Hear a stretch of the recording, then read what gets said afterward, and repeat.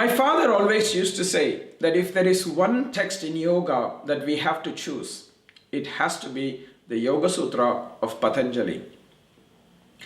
Patanjali's Yoga Sutra is the defining text of yoga philosophy, and it encompasses all the principles that is needed in yoga. So if we really need to choose only one text, this should be it. At the same time, this text is not so easy to understand.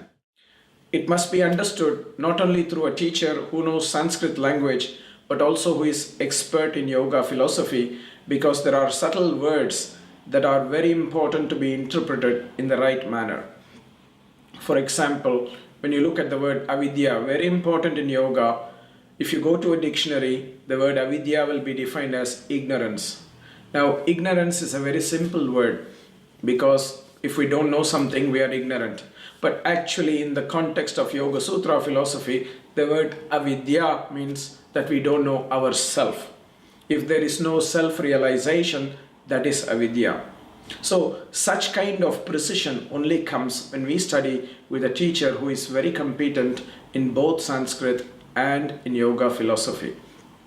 So, when we find such a teacher, this book, the Yoga Sutra of Patanjali, becomes an invaluable asset in our yoga journey. Now, apart from Yoga Sutra of Patanjali, there are some other important texts which are worthy of mention, such as the Yoga Rahasya of Nathamuni, which is also a very, very beautiful text that every yoga practitioner can study. The Hatha Yoga Pradipika, which is also a very important text on the Hatha Yoga philosophy, and this also is worthy of study.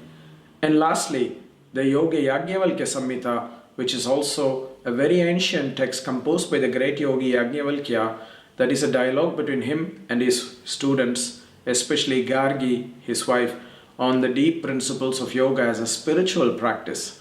So I would say that these four form a very important platform for all yoga students to study. At least these four are a minimum, and among these four, the Yoga Sutra is a must.